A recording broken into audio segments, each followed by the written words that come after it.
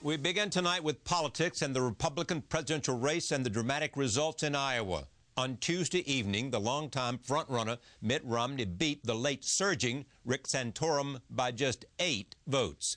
Ron Paul finished third. It was also a stunning shift for Santorum, who was polling in single digits very recently. And it was the end of the road for Michelle Bachmann. She dropped out of the race today after placing 6th on Tuesday. Last night, the people of Iowa spoke with a very clear voice, and so I have decided to stand aside. And I believe that if we are going to repeal Obamacare, turn our country around and take back our country, we must do so united. And I believe that we must rally around the person that our country and our party and our people select to be that standard bearer. All eyes now turn to New Hampshire and South Carolina, which vote next. Mitt Romney commands a comfortable lead in the Granite State. Today, he added the endorsement of former Republican presidential nominee John McCain, who twice won the primary in New Hampshire. I am really here for one reason and one reason only, and that is to make sure that we make Mitt Romney the next president of the United States of America, and New Hampshire is a state that will catapult him on to victory in a very short period of time. That's why I'm here. It remains to be seen if Santorum can gather the organization and the money to move forward. Newt Gingrich and Rick Perry have both so far pledged to stay in the race. Joining me now from Washington, David Brooks, columnist for the New York Times, and here in New York, Matthew Dowd of Bloomberg News and ABC News. David, what did last night tell you about the Republican Party, about the upcoming election, and about New Hampshire? Well, it's got some categories. What struck me was how demography really matters. If you look at the demographics of last night's electorate, it was pretty much the same as the demographics of 4 years ago. Similar number of college educated, a few more conservatives, similar number young, old. And Mitt Romney did exactly the same. He did 25% then as now. And so he's tapped into those people. He doesn't seem to have gone above. There are still a large chunk of social conservatives. Rick Santorum tapped into them. And so I think it was just a question of these blocks, which are pretty deep in the Republican Party, as well as the Libertarian bloc that Ron Paul tapped into. They're there, and they're still there. And so the landscape is still fundamentally the same. My view of Romney, though, is that he's more likely to get the nomination now than he was a week ago, but he's still weak. And the question is, what kind of weak is he? Is he good weak or bad weak? The good weakness is if people don't like him, if he can't get above this ceiling of 25% for policy reasons. Is he too moderate for this party? That's good weakness because it'll help him in the general election. Is it bad weakness? They just don't warm to him personally, and that will hurt him. And so we'll figure that out over the next couple elections, what kind of weakness he has. Why can't we know by now whether people like him? Well, we know that people don't warm to him. We know they think he's a rich guy. Peter Hart, the great pollster for NBC and the Wall Street Journal, had a very good focus group. And this was back when Herman Cain was riding high. And he asked people this question: who do these candidates remind you of in your elementary school class? And Herman Cain reminded them of the funny guy. And so they sort of liked him. Newt Gingrich was the nerd, the know-it-all. Rick Perry was the bully. And Mitt Romney was the rich kid. And so that's not necessarily a good thing to be. And Michelle Bachmann was a teacher. She wasn't there. And the interesting thing, by the way, he asked what was, yeah, that's it, yeah, right. He asked, who is Barack Obama like? And they said, we don't know. There was nobody like Barack Obama in my class, which is a bit of his problem. That's interesting. But the great columnist from the New York Times, David Brooks, said the following: America does not want to see Harvard Law versus Harvard Law in the general election. So square that. Yeah, and well, I think that's the key to Rick Santorum's perpetuation. He rose because he's social conservative, but he's not only social conservative. He's also a genuine working class kid. His grandfather was a coal miner, as he says. His dad came over, was an immigrant, and got an education through the GI Bill, and he represented West Pennsylvania, the dying steel towns there. And so he genuinely has these working class roots. And what he said last night after in his victory or pseudo-victory speech about the dignity of labor, that's marrying sort of social conservative values to the economy. And he talks about we can't have a growing economy without strong families, without strong communities. And he lived that basically in the Senate. And so this country has had a lot of pseudo-populists coming up, rising, but only getting so far. People from Mike Huckabee, even Dick Gephardt on the Democratic side.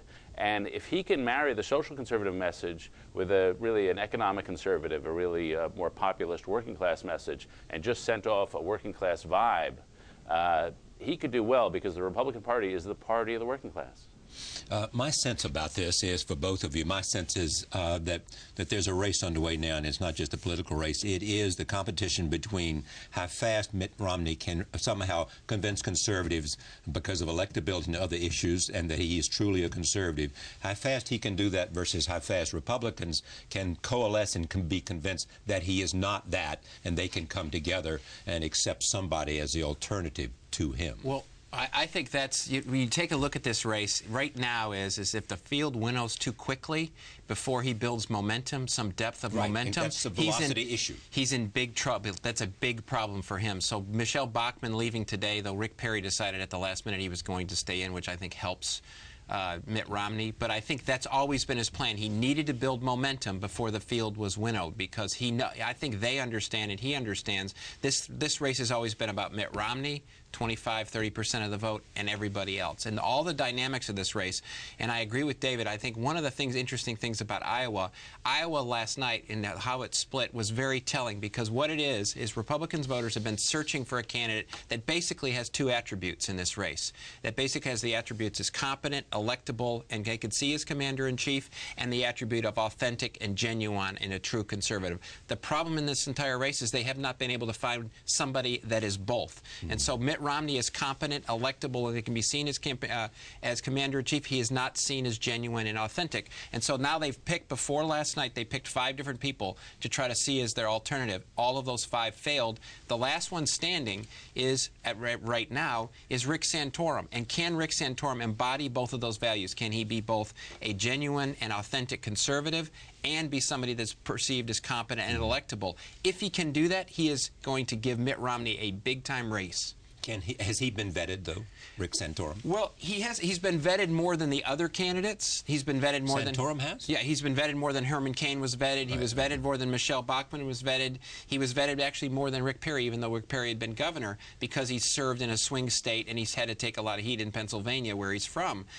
That's going to be his test in the next week or week and a half. I don't think New Hampshire will tell us a lot more than what we know today, but I think what will tell us a lot more from what we know today is South Carolina and Florida. Why is that? Because I think people have already baked in the perception that Mitt Romney's going to win New Hampshire. There's really no question about that. I think the press has already sort of got the story he's going to win. That's not going to give us a lot of information, because he's basically lives there. He has a house there. I think they're waiting to see is, can he win in a place like South Carolina or a place like Florida, where there's a combination of voters where he doesn't have a regional strength. And I think that's his test. Does Newt Gingrich have the capacity to do damage to Mitt Romney in New Hampshire that will wound him as he goes into South Carolina, David?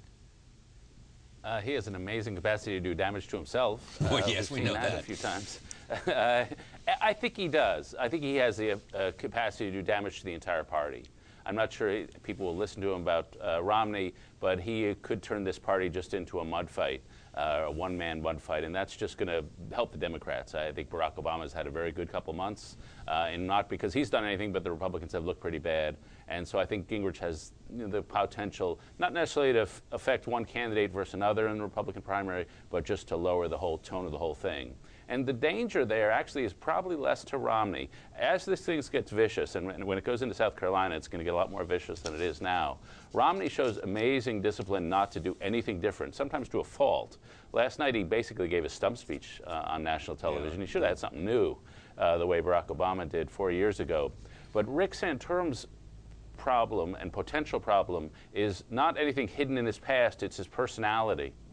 He has a tendency to bear grievances in his very unsuccessful, extremely unsuccessful re-election race in Pennsylvania 6 years ago.